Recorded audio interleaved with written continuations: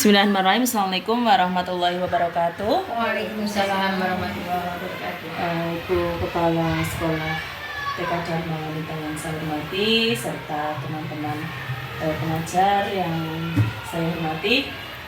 Pertama-tama marilah kita panjatkan puji syukur kepada Allah Subhanahu wa taala yang pada kesempatan hari ini kita semua masih dapat berkumpul setelah kita pembelajaran bersama anak-anak. Begitu marilah kita syukuri bersama dengan membaca Alhamdulillah. Sebelumnya saya mohon maaf kepada Ibu Kepala dan juga teman-teman bahwasanya pada kesempatan siang hari ini saya ingin menyampaikan beberapa hal yang saya dapatkan dalam program guru penggerak ini, dan saya mohon izin juga kepada Ibu Kepala Sekolah bahwasanya nanti di sini saya ingin berbagi dengan teman-teman, tentunya bukan hanya untuk kepentingan saya pribadi, namun juga tidak lepas untuk memenuhi tugas saya. Selain itu juga kita di sini juga ada forum untuk kemajuan lembaga sekolah di lembaga kita ini. Dan di sini saya ingin menyampaikan beberapa hal yang tentunya sudah saya dapatkan dari pembelajaran saya selama ini di program guru penggerak, yaitu tentang budaya positif. Namun sebelum saya masuk ke budaya positif, tentunya di sini saya akan menyampaikan beberapa materi. Di antaranya kemarin saya pribadi juga sudah mempelajari tentang filosofi pemikiran Ki Hajar Dewantara. Kemudian ada nilai peran guru penggerak, kemudian ada visi guru penggerak, dan terakhir tentang budaya positif. Namun sebelum ke budaya positif, di sini mungkin saya ingin menyampaikan dulu tentang filosofi pemikiran Ki Hajar Dewantara. Tentunya teman-teman itu sudah kemarin kita sudah membuka Merdeka Mengajar. Nah, di situ kita juga sudah sedikit mempelajari, meskipun di situ kita juga kadang terkendala dengan perbedaan pendapat di antara kita. Nah, di sini mungkin kesempatan kita membedakan hal-hal ataupun filosofi pemikiran Ki Hajar Dewantara melalui Merdeka Mengajar maupun di program guru penggerak yang saya dapatkan. Tentunya tidak berbeda kok, itu juga sama. Cuma di sini saya ingin menyampaikan filosofi pemikiran Ki Hajar Dewantara. Itu ada 3 poin yang saya pelajari di sini, yaitu yang pertama, pendidikan adalah menuntun. Nah, pendidikan adalah menuntun. Kata-kata menuntun di sini tentunya tidak asing ya buat kita sebagai seorang pendidik. Nah, menuntun segala kodrat yang ada pada anak itu tentunya anak itu kan memiliki kodrat alamnya. Mereka itu pengennya yo bermain. Kalau kita tuntut untuk belajar, tentunya mereka akan tidak sesuai dengan kodrat yang dia miliki. Namun di situ meskipun anak tersebut mempunyai kodrat alam, tentunya kita juga harus berkembang sesuai dengan kodrat zaman. Artinya meskipun anak itu bermain, itu juga kita harus menyesuaikan. Oh, jenis permainannya itu memang sesuai dengan paling tidak abad 21, era digital. Nah, seperti itu. Jadi kayak pendidikan di kita, setiap kita hari Sabtu kita bercerita dengan metode pakai LCD, itu sudah merupakan filosofi, penerapan filosofi Ki Hajar Dewantara dalam pendidikan adalah menuntun sesuai dengan kodrat alam dan kodrat zaman. Kemudian yang kedua adalah pendidikan menghamba pada anak. Nah, di sini mungkin ini tidak asing dan selalu kita laksanakan setiap hari. Karena apa? Di sini itu kita memang bukan, kalau zaman dulu itu guru sebagai sopir dalam pembelajaran. Tapi di sini dengan adanya pendidikan menghamba kepada anak, seorang guru harus bisa melayani anak sesuai dengan kebutuhan anak, meskipun tidak lepas dengan tujuan pembelajaran itu sendiri, pembelajaran yang kita harapkan dari pelaksanaan bermain itu. Kemudian yang terakhir adalah guru ibarat petani. Nah, di sini yang sangat menarik. Artinya sekolah itu ibarat lahan, ibarat sawah. Jadi anak itu kita ibaratkan benihnya. Anak itu kita ibaratkan benihnya, kemudian kita itu petaninya.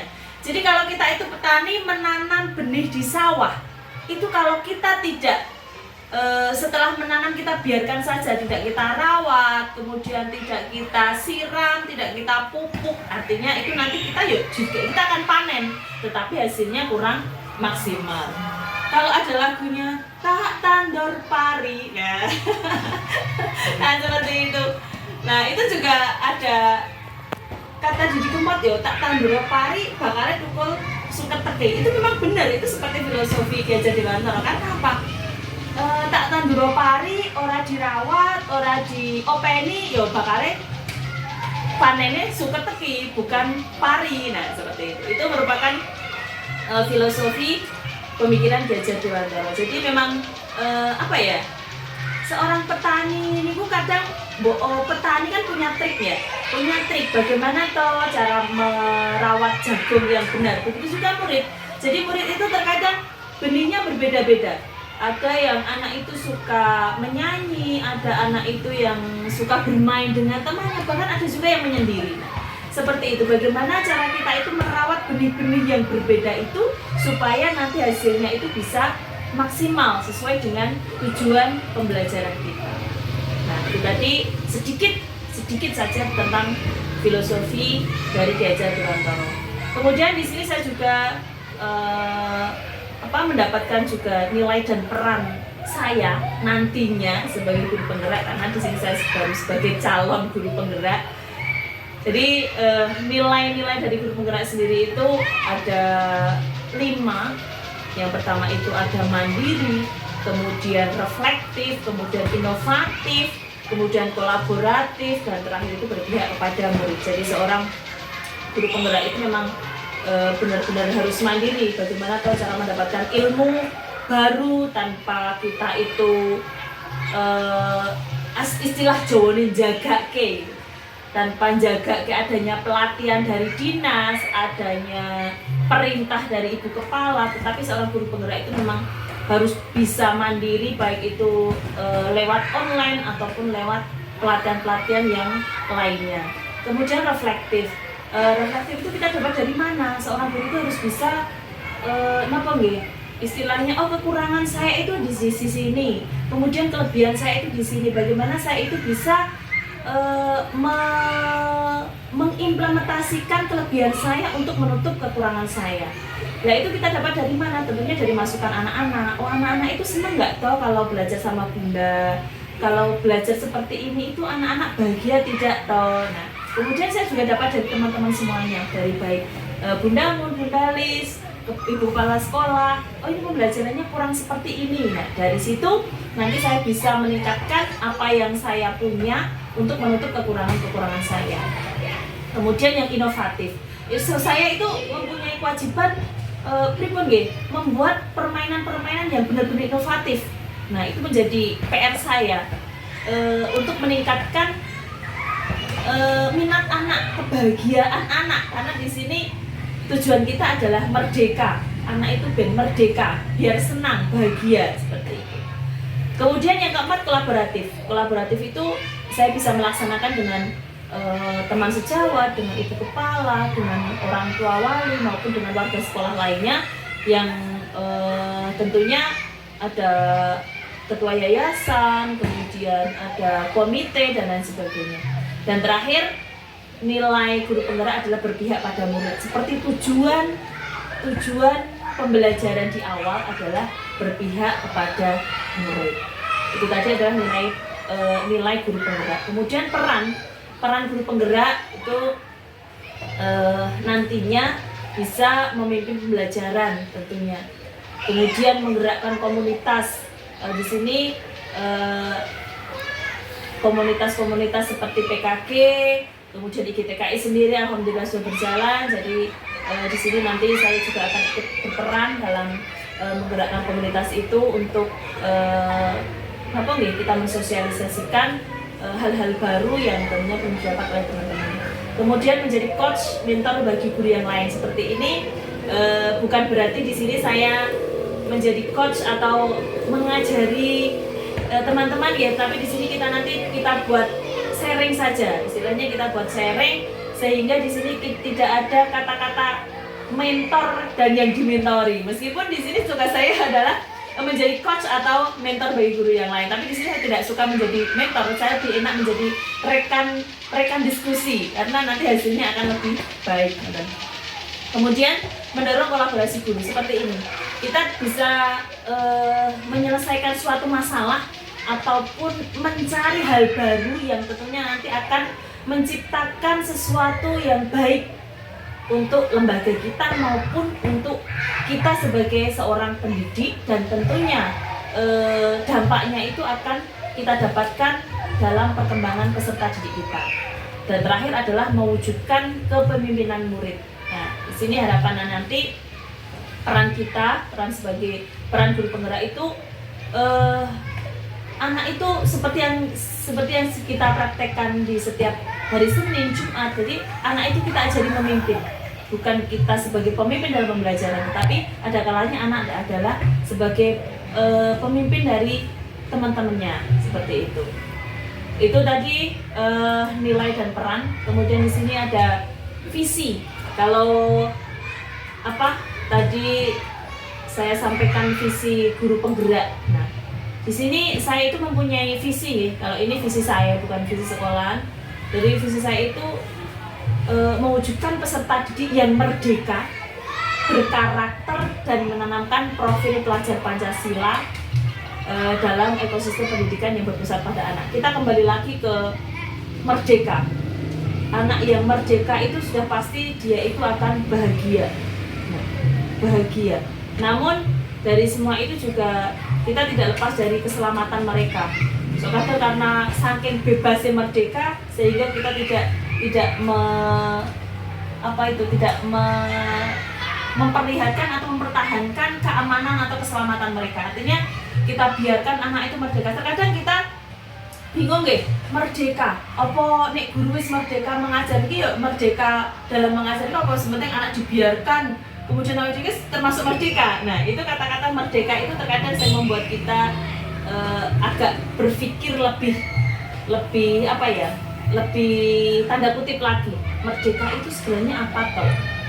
Jadi kalau menurut pandangan saya, merdeka itu kalau anak itu bisa memilih kegiatan itu sesuai dengan minat dan bakat anak itu sendiri, itu yang dikatakan merdeka. Bukan berarti anak melayu rono, bermain kono, anak yang lain dan belajar, anak lari, dikatakan merdeka, tidak. Tetapi anak itu mau belajar sesuai dengan minat dan bakat anak itu sendiri. Jadi di sini kita punya PR. Jadi kita menyiapkan kegiatan itu tidak hanya satu. Karena apa? Kita nanti juga menyiapkan anak-anak sesuai dengan minat dan bakatnya, seperti itu. Kemudian berkarakter seperti visi saya tadi. Nah, karakter profil pelajar Pancasila. Mungkin teman-teman sudah tahu nggih? Ada lagu profil pelajar Pancasila. Nah, yang pertama kan kita juga bisa menciptakan beriman dan bertakwa kepada Tuhan Yang Maha Esa.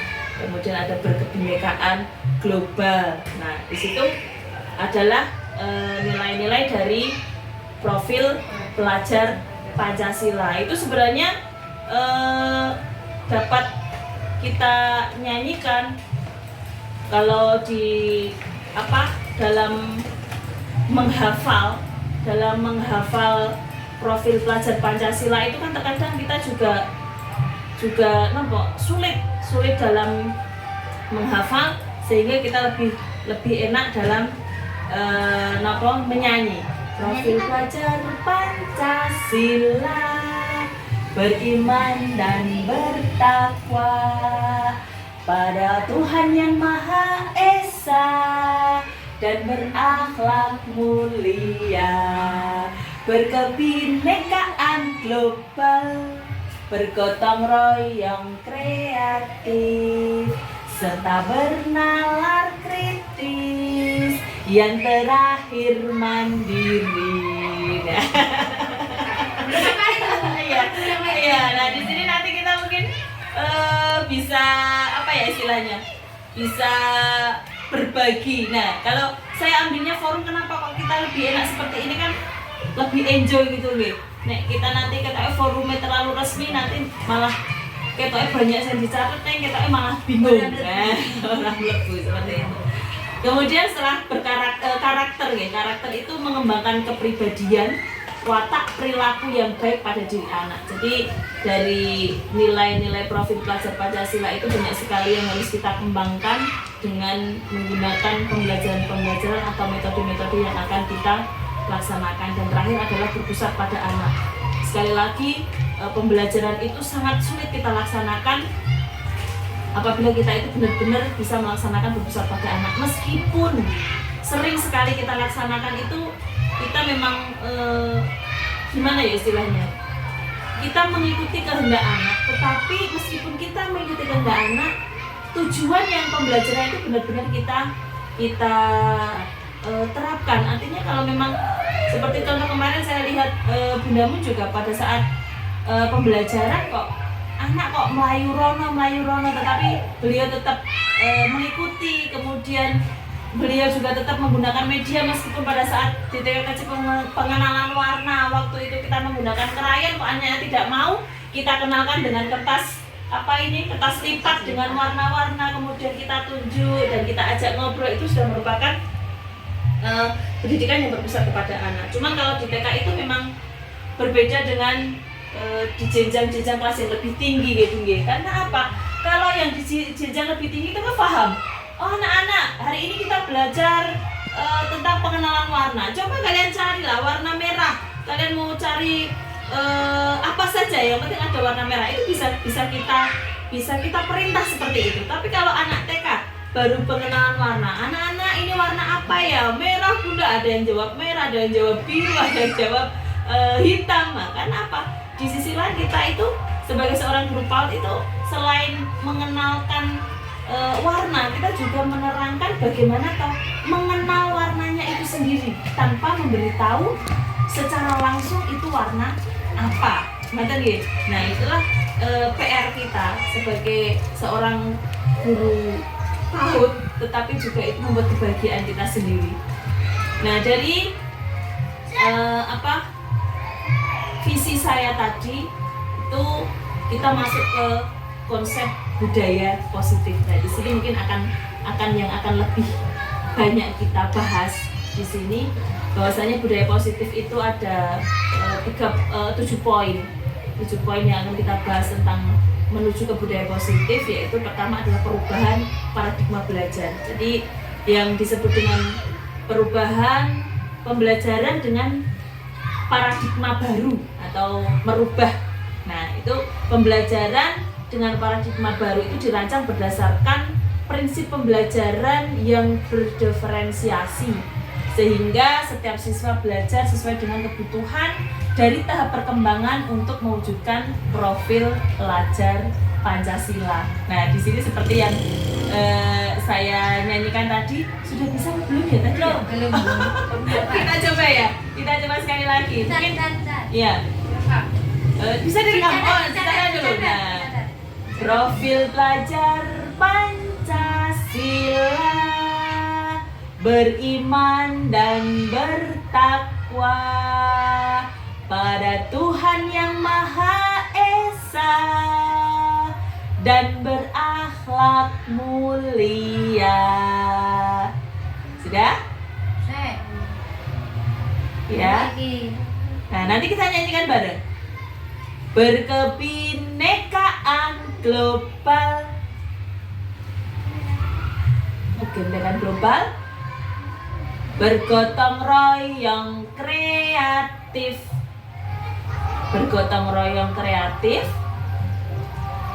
serta bernalar kritis. Yang terakhir mandiri. Nah, sekarang kita coba nyanyi bersama-sama tentang profil pelajar Pancasila. Ya, yuk. 1, 2, 3.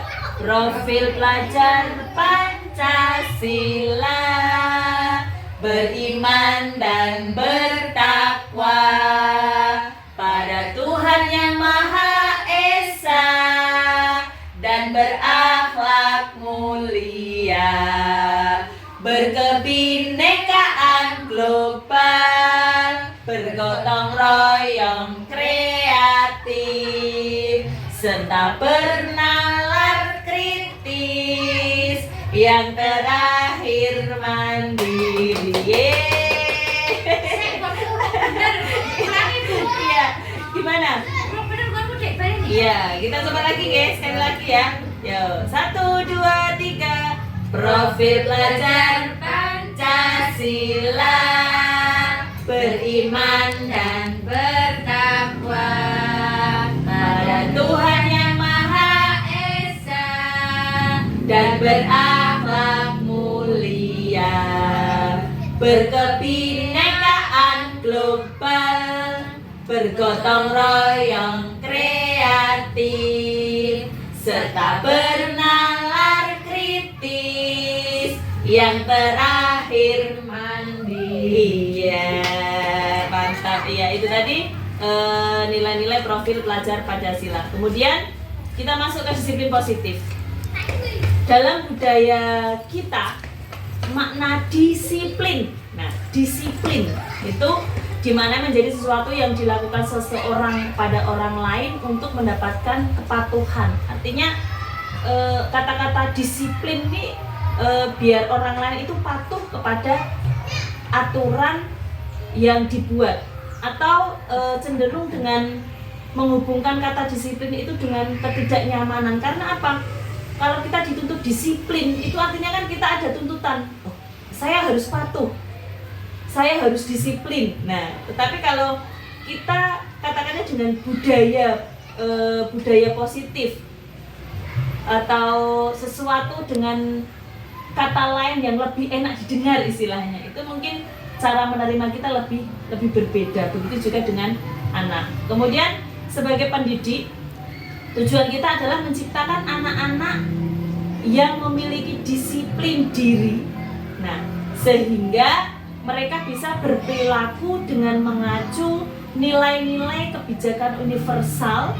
Pada kebijakan universal itu untuk memiliki motivasi, baik itu motivasi dari dirinya sendiri atau yang disebut motivasi intrinsik, maupun motivasi dari lingkungan sekitar atau dari luar, atau yang disebut adalah ekstrinsik. Nah, seperti itu. Jadi perilaku seorang guru itu harus tujuannya supaya anak itu bisa memunculkan nilai disiplin itu dari anak itu sendiri, dari semangat dia sendiri, tanpa ada perintah ataupun ada istilahnya aturan yang membuat mereka tidak nyaman. Tetapi disiplin itu bisa muncul dari diri anak itu sendiri. Kemudian disiplin positif merupakan salah satu cara penerapan disiplin yang bertujuan untuk menumbuhkan kesadaran yang saya sebutkan tadi. Tujuannya seorang guru supaya bisa memunculkan semangat anak tadi yang muncul pada dirinya. Jadi bertujuan untuk menumbuhkan kesadaran serta memberdayakan anak untuk melakukan memberdayakan anak untuk melakukan ancaman. Jadi kadang ayo nanti nih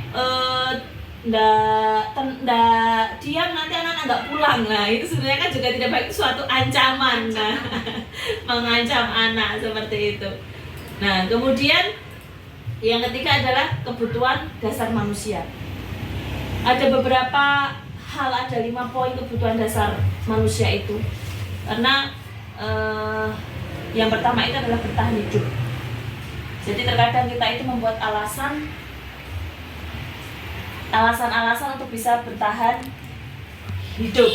Bertahan hidup dalam artian di sini adalah mempertahankan pendapatnya mereka sendiri.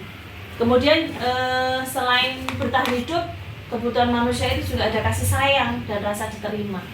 Jadi seseorang itu memang memiliki rasa ingin disayang. Iya. Pengen disayang. Nah, karena pengen disayang, pengen disanjung, pengen diterima. Nah, apapun anak-anak itu kadang apapun yang mereka lakukan itu sebenarnya pengen diterima teman-temannya, pengen diterima guru. Nah, terkadang kita aja yang yang kurang peka seperti itu. Kemudian seorang manusia itu juga pengen merasa penguasaan, power, kekuatan. Nah, mereka itu pengen menguasai sesuatu. Nah, seperti itu. Kemudian yang lebih lebih besar lagi kebutuhan itu kebebasan, gitu. Kita itu pengen bebas, kita tidak pengen melakukan sesuatu hal yang tidak kita senangi. Nah, itu kan merupakan salah satu kebutuhan. Nah, di sini selain kebebasan juga ada kesenangan itu tadi. Jadi kesenangan, kebebasan, penguasaan, pengen disayang, rasa kasih sayang, dan tentunya adalah bertahan hidup. Itu merupakan kebutuhan dasar dari manusia. Nah, setelah kita bahas kebutuhan dasar, kemudian motivasi perilaku manusia, seperti yang saya sampaikan di awal, memunculkan motivasi dari diri sendiri. Motivasi itu merupakan dorongan yang berasal dari diri seseorang, baik dorongan itu dia rasakan sadar maupun tidak sadar. Nah, artinya itu mereka itu melakukan suatu tindakan dengan tujuan tertentu. Itu berasal dari dirinya sendiri. Itu adalah motivasi perilaku manusia. Kemudian selanjutnya dari motivasi perilaku manusia itu tentunya kita menghindari ketidaknyamanan dan hukuman.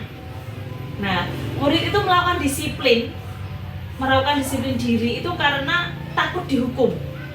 Iya tak Bun? Iya. Biasanya mereka itu melakukan disiplin. Contoh saja, mereka itu langsung cepat-cepat mengembalikan mainan. Karena apa? Mereka itu takut. Nanti saya tidak mengembalikan mainan, mesti saya pulangin keri dewe. Nah, seperti itu. Itu belum memunculkan perilaku atau budaya positif. Nanti dengan sesuatu penerapan mungkin nanti kita akan bisa munculkan seperti itu. Kemudian mendapatkan imbalan. Anak-anak itu biasanya melakukan perilaku positif itu karena imbalan. Nanti saya pengen mengembalikan mainan itu biar dapat bintang dari bunda. Nah, dapat pujian dari bunda. Ya, jempolan Mas Wahid. Nah, yang saya mengembalikan boleh main duluan. Nah, itu merupakan imbalan. Karena mereka hanya ingin mendapatkan imbalan saja. Nah, mendapatkan imbalan dari orang lain, baik itu murid, teman ataupun guru, karena itu juga merupakan, kalau tadi motivasi diri disiplin itu karena kan intrinsik. Kalau mendapatkan imbalan dari orang lain itu adalah motivasi ekstrinsik, berarti sudah paham. Kemudian menghargai nilai-nilai kebajikan diri sendiri, itu murid-murid melakukan disiplin diri karena sadar. Nah, ini yang tujuan kita yang sangat kita harapkan nih. Jadi anak-anak itu orang karena takut dihukum, orang pengen dipuji atau mendapatkan hadiah, tetapi nilai kebajikan itu muncul dari diri anak sendiri dengan kesadaran mereka sendiri. Kemudian konsep disiplin. Nah, disiplin itu tadi sudah saya sampaikan. Enek hukuman, ada penghargaan. Hukuman itu apa? Hukuman itu tentunya sesuatu yang menyakitkan, gitu. Sesuatu yang membuat anak itu merasa tidak nyaman, membuat anak itu merasa rendah diri dari teman-temannya karena adanya hukuman. Dengan disiplin juga kita akan mendapatkan penghargaan. Penghargaan itu juga terkadang bermanfaat bagi anak-anak, tetapi juga ada kurangnya. Kurangnya apa?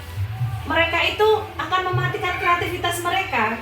Karena apa? Karena mereka itu takut dihukum. Jadi mainan itu kita pengen main lama, pengen mainan tak gowo melayu, tetapi karena takut dihukum, akhirnya mereka hanya berdiam saja. Istilahnya bermain sesuai dengan aturan saja. Nah, seperti itu kita juga. Jadi kita sebagai guru itu serba dilema, nggih. Kalau belum muncul dari kesadaran anak itu kita serba dilema. Karena penghargaan itu akan merusak hubungan iri dengan teman, gitu. Dengan teman saja. Dua anak, satu bisa tidak melakukan kesalahan, kemudian kita sanjung, kita beri penghargaan. Yang lain yang tidak merasa tidak bisa mendapatkan penghargaan, otomatis dia iri ya. Nah, dia iri. Nah, itu terkadang hukuman penghargaan itu ada nilai plusnya dan ada nilai kurangnya. Nah, di sini.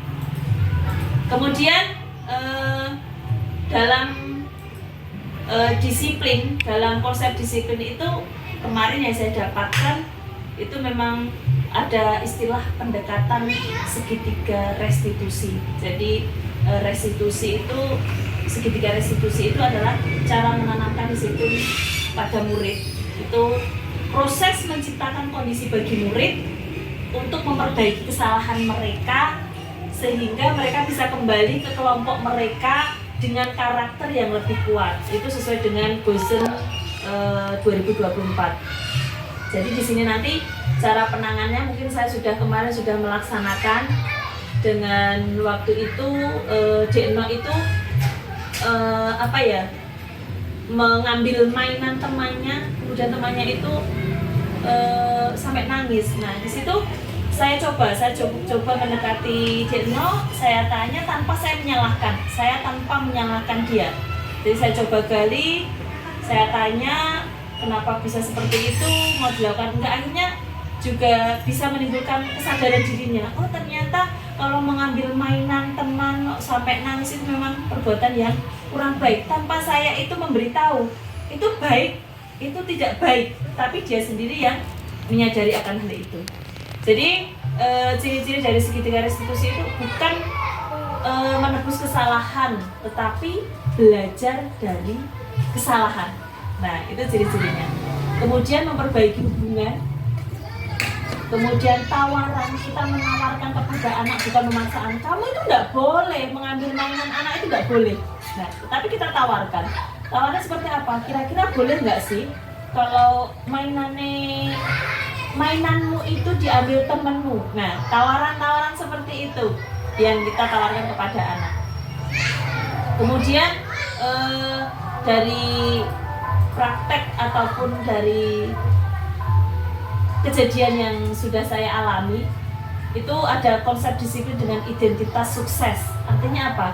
Dari konsekuensi. Konsekuensi itu apa toh? Konsekuensi itu penguatan jangka pendek.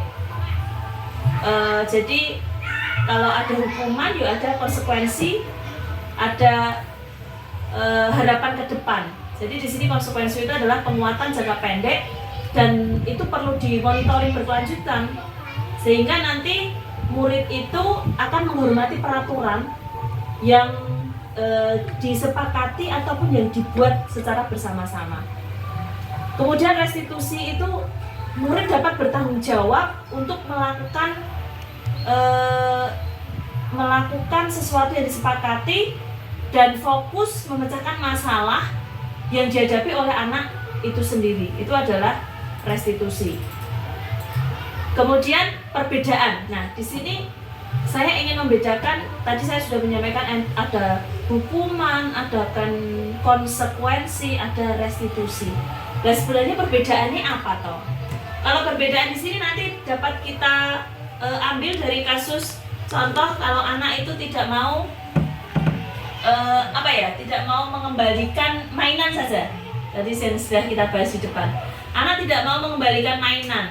Itu hukuman itu apa toh? Nah, hukuman itu kan guru menghukum siswa yang tidak mau mengembalikan mainan, seperti nanti istirahatnya paling terakhir atau pulangnya paling terakhir atau dan sebagainya. Nah, itu hukuman. Konsekuensi itu apa? Konsekuensi itu guru memberikan konsekuensi dengan cara apa?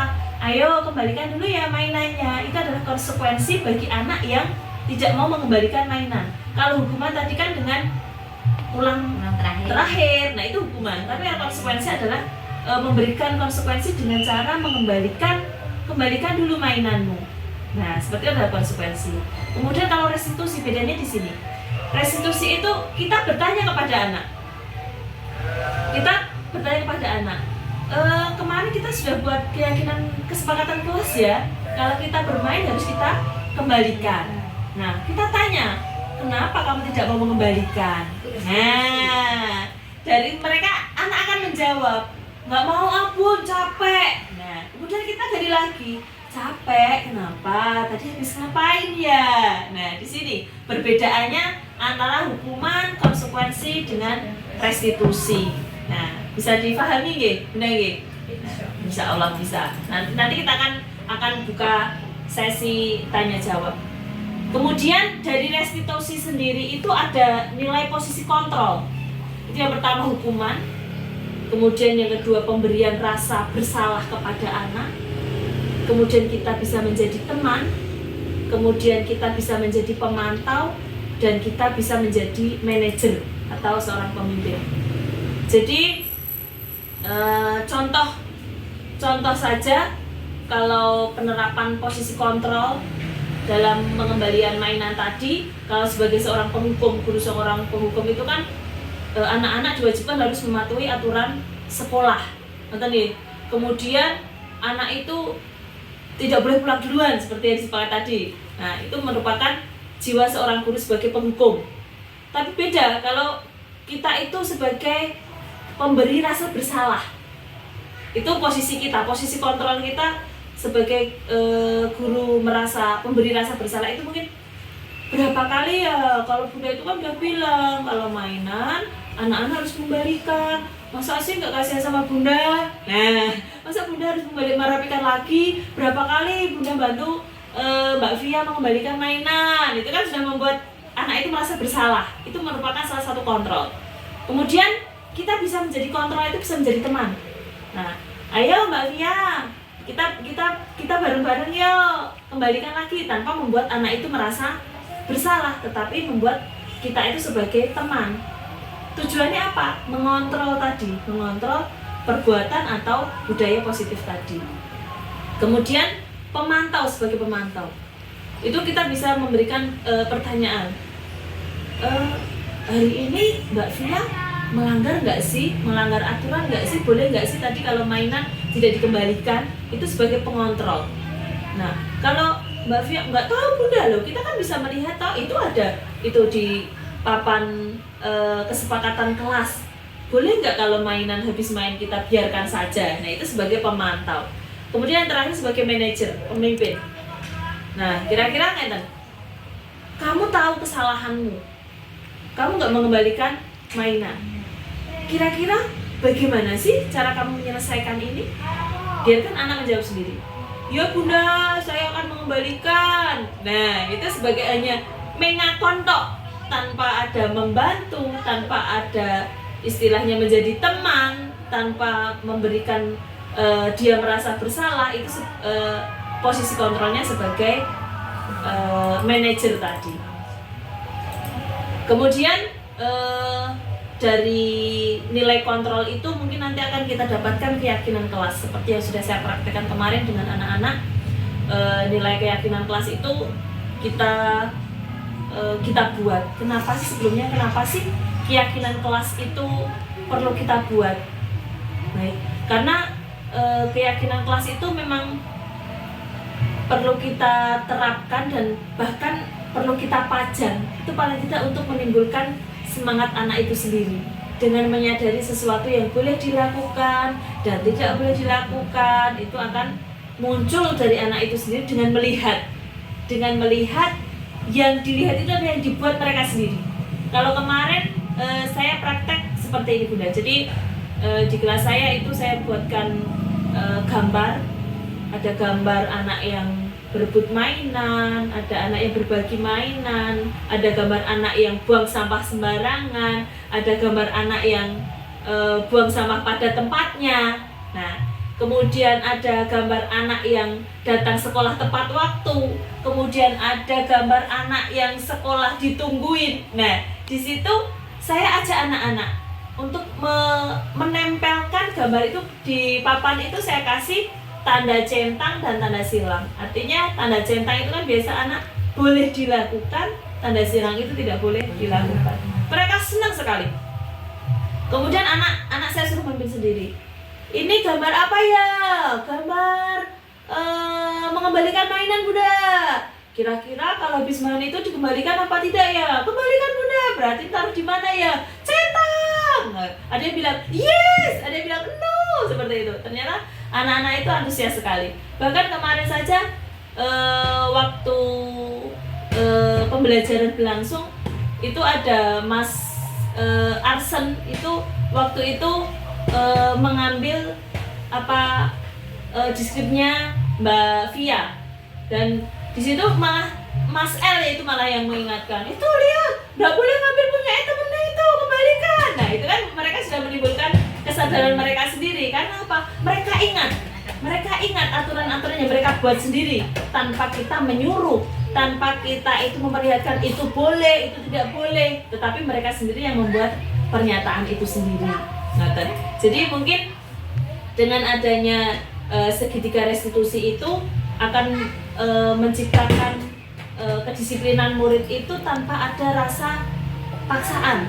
Dengan adanya, kalau kemarin saya implementasinya membuat kesepakatan kelas, meskipun memang mungkin kalau orang dewasa boleh HP dimatikan, nah seperti itu kan jelas sih. Tapi kalau dengan anak-anak kan kita harus bisa memahami kemauan mereka seperti itu. Tapi alhamdulillah sekarang sudah berjalan hampir 2 minggu, tetapi aturan itu masih mereka ingat. Karena apa? Karena itu tadi mereka membuat sendiri dan mereka melaksanakan sendiri. Akhirnya akan muncul kesadaran itu dari diri anak-anak sendiri. Mungkin itu segitiga restitusi. Jadi tadi ada 3, satu menstabilkan identitas, yaitu kita semua akan melakukan hal yang terbaik yang bisa lakukan, itu menstabilkan identitas diri kita. Kita yakin kita itu akan melakukan yang terbaik untuk diri kita. Kemudian validasi tindakan yang salah itu, kalau seperti ini adalah salah, tetapi mereka juga mempunyai alasan tanpa istilahnya wih salah, seperti itu. Tapi memang ada benar-benar ada alasan. Ada alasan kenapa tidak mau mengembalikan mainan, capek bunda, itu kan kita biarkan mereka untuk mengucapkan alasan itu. Kemudian menanyakan keyakinan. Kalau sudah kita tanyakan alasannya capek, kemudian kita kasih solusi. Oh berarti capek alasannya apa? Semalam lihat TV lama bunda atau lihat HP. Berarti kita apa ya? Kita beri keyakinan. Oh berarti nanti kalau nggak capek, berarti nanti Mbak Vi harus ngapain ya?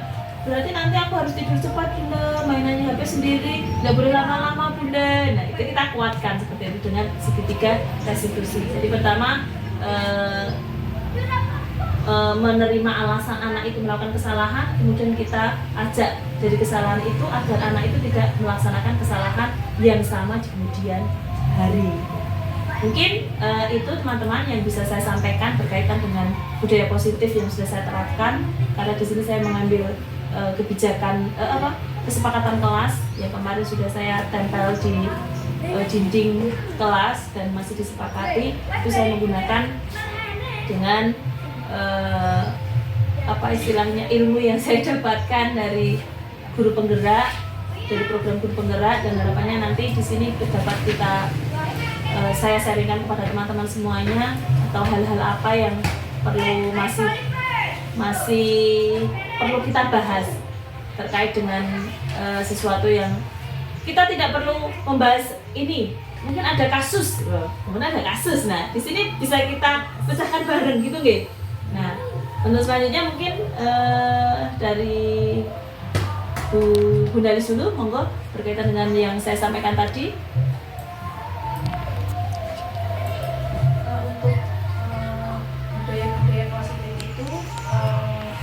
Tolong dijelaskan lebih detail lagi bagaimana kita yang harus dicapai anak. Oh iya, harus bagaimana contohnya. Oke. Contoh untuk budaya positif sendiri itu tadi sudah saya sampaikan dengan adanya kesepakatan kelas tadi ya. Kesepakatan kelas itu akan membuat budaya positif yang baik buat anak. Dengan cara apa? Dari kesepakatan kelas, contoh umpamanya datang tepat waktu. Akhirnya itu kan bukan menjadi aturan, bukan menjadi tata tertib sekolahan, tetapi itu menjadi budaya sekolahan.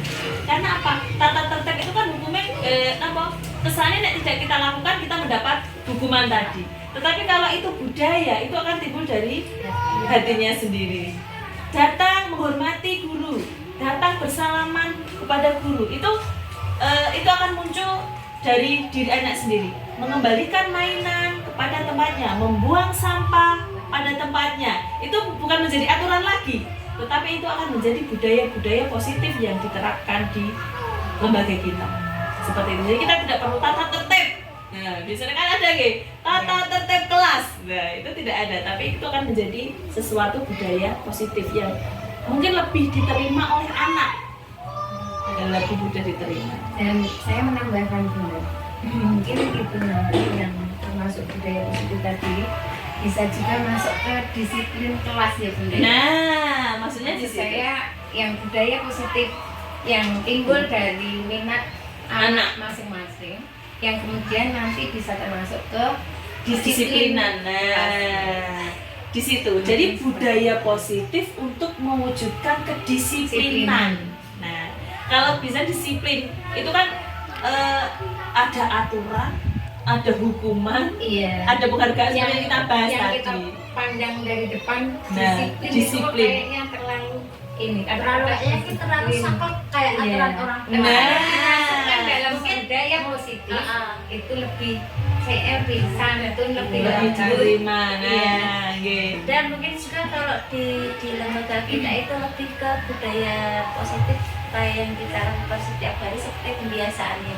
Iya. Nah, cenderung ke pembiasaan. Jadi kita membiasakan anak-anak itu untuk lebih memiliki budaya yang positif, pembiasaan yang lebih baik lagi. Nah, seperti membuang sampah pada tempatnya, berdoa sebelumnya, kalau itu kan termasuk kalau di Iya. mungkin kalau di guru penggerak itu istilahnya, Iya. ya, istilahnya budaya positif. Mungkin kalau di utamanya lembaga untuk kita itu memberikan alat tulis pembiasaan.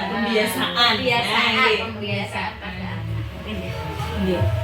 Nggih, mungkin jadi menitik beratkan tadi kalau kita memang pembiasaan. Jadi disiplin tadi bisa di cover dalam budaya positif. Budaya positif. Budaya disiplin atau pembiasaan. Ya, jadi di sini kita itu untuk mengontrol tadi, mengontrol anak itu biar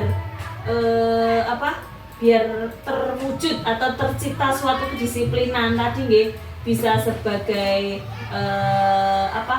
teman tadi, kemudian membuat rasa bersalah, itu kan salah satu posisi contoh mengontrol biar kedisiplinan itu tercapai. Tetapi kalau di sini mungkin untuk di lingkungan kita PAUD itu kalau kita mengontrolnya dengan hukuman itu bukan ranah kita. Kalau yang saya pelajari saya hanya dengan pembelajaran saya saja. Tapi mungkin termasuk memberi rasa bersalah pun menurut saya ke anak itu kurang pas ya, karena itu membuat anak itu merasa salah terus gitu. Nah, rendah diri. Jadi mungkin kita di sini lebih enaknya mungkin di teman itu nih, teman. Jadi kita ajak bareng-bareng lah, paling tidak itu kan yang biasa kita lakukan. Terkadang anak tidak mau makan saja kita berusaha agar anak bisa makan, kita juga mencoba makanannya, nggak nih. Nah, di situ mungkin istilah-istilah atau posisi kontrol dalam segitiga restitusi. Di sini mungkin nanti ke depan karena ini saya juga mempelajari modul 2, nanti kali ini mungkin akan saya sampaikan juga supaya pengetahuan ini tidak ke saya saja, karena kemarin saya juga sudah melaksanakan sosialisasi ini ke teman-teman PKG. Tapi karena kalau PKG itu kan sifatnya luas. Nah, mungkin kalau di sini kita lebih bisa memahami lagi kekurangan-kekurangan, atau nanti ke depan lembaga ini biar bisa lebih maju lagi, dan tentunya kita lebih meyakinkan kepada orang tua murid kita bahwasanya mereka tidak salah menyekolahkan anak di sekolah kita. Nah, seperti itu dengan memperjelas atau mungkin ini sedikit kalau dibilang kurang pas mungkin sudah masuk berkenaan dengan kesepakatan kelas yang ada di kelas kita masing-masing, karena kebetulan kan kita semua memegang kelas nih. Nah, Dan kebetulan kelas yang Bunda Pati itu kan ada anak-anak yang lumayan, alhamdulillah. Alhamdulillah. Alhamdulillah. Luar biasa. Ketika diajak membuat kesepakatan kelas itu agak sulit. Dengan inovasi-inovasi baru ki mbok yo piye carane ben kelas iki dijak membuat kesepakatan iki keren gitu. Nah, Rada dalan. nah, cocok. Sebenarnya gini, sebenarnya gini. Kesepakatan kelas itu tidak hanya istilahnya dengan menempel gambar atau memilih gambar, tidak. Ya. Tetapi bisa kita praktek dengan bermain peran. Kita lihat saja. Pada saat anak itu mungkin ya yang anak-anak yang alhamdulillah. Ya, yang alhamdulillah. Ya alhamdulillah tadi. Pada saat anak belajar tentunya ada yang seenaknya sendiri. Nah, Iya. di situ kita coba dengan kita memanggil tanpa kita membuat rasa bersalah, gitu. Tapi paling tidak kita akan membuat semangat mereka. Ayo coba anak-anak kita angkat tugas kita hari ini, contoh waktu itu melipat atau apa gitu. Ada yang sudah selesai, siapa yang sudah selesai silakan berkumpul di sini. Yang belum selesai silakan berkumpul di sini. Nah seperti itu. Kemudian kita tanya, kenapa tadi dia nggak selesai? Kertasnya hilang. Oh, Mainan Lego tuh. Nah, itu meskipun seperti itu bisa loh kita buat kesepakatan kelas ya. Berarti kira-kira kalau pada saat kita belajar itu kita lebih baik mendengarkan Bunda, mengikuti tugas, apa kita mainan sendiri ya? Nah, itu salah satu contoh membuat kesepakatan kelas untuk yang adalah belajar. Kemudian pada saat membuang sampah, contoh membuang sampah sembarangan. Kemudian kita bandingkan, anak-anak coba kita lihat di tempat duduk kita masing-masing ya. Nah, ada yang kotor, ada yang bersih. Kita tanya bareng-bareng saja.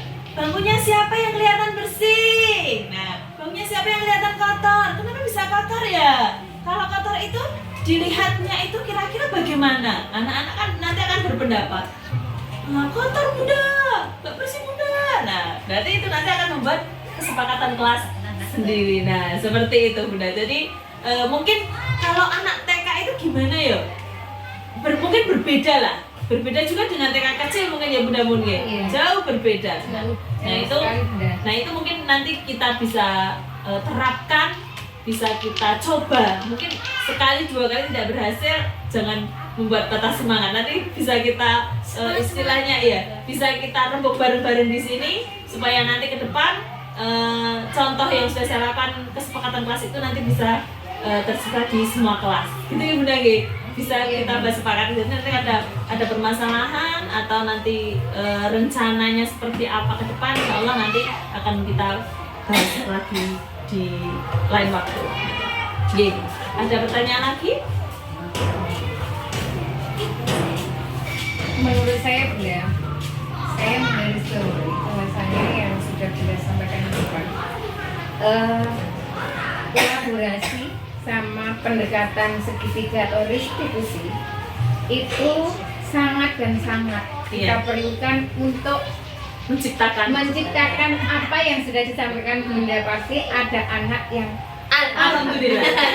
Alhamdulillah luar biasa. Iya.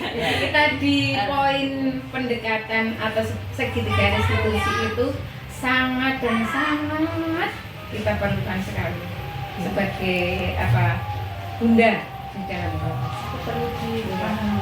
Tapi karena memang kita tidak memungkiri ya. Saya Itu sendiri, penting ya, dan pokok. saya sendiri selaku pendidik itu terkadang kita masih menggunakan metode hukuman karena anak yang alhamdulillah tadi. Iya. Nah, karena anak yang alhamdulillah tadi terkadang itu bagaimana kita mengkondisikan aku kok sudah mumet sama anak ini. Akhirnya mau tidak mau kan saya menggunakan metode hukuman.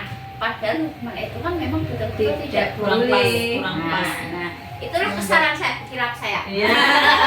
Untuk menghindari Iya. hilaf saya itu, nah kita perlu motivasi baru, inovasi baru. Bagaimana caranya supaya di kelas kita itu tidak ada istilah hukuman untuk anak. Iya, alhamdulillah. Berarti memang materi ini memang sangat Menarik. menarik. Nah, gitu. Alhamdulillah. Jadi berarti nggih meskipun saya banyak apa ya istilahnya, banyak ngobrol tadi, paling tidak ada sesuatu yang memang bermanfaat buat kita semuanya. Sesuatu yang memang perlu Oke. kita pecahkan. Ya, alhamdulillah sekali bahwasanya materi saya bermanfaat buat kemajuan kelembagaan ini. Harapan saya kolaborasi seperti ini akan tetap terjalin dengan Bu Kepala, dengan teman-teman semuanya, sehingga selain membantu penyelesaian tugas saya, tentunya ada imbasnya juga di lembaga kita seperti itu. Oke. Mungkin itu yang dapat saya sampaikan. Mohon maaf apabila dalam penyampaian saya sudah pasti banyak sekali salah, baik itu dalam penyampaian atau dalam berbahasa saya mohon maaf yang sebesar-besarnya. Semoga apa yang saya sampaikan bisa bermanfaat buat kita semuanya. Untuk selanjutnya saya tutup. Terima kasih. Wassalamualaikum warahmatullahi wabarakatuh.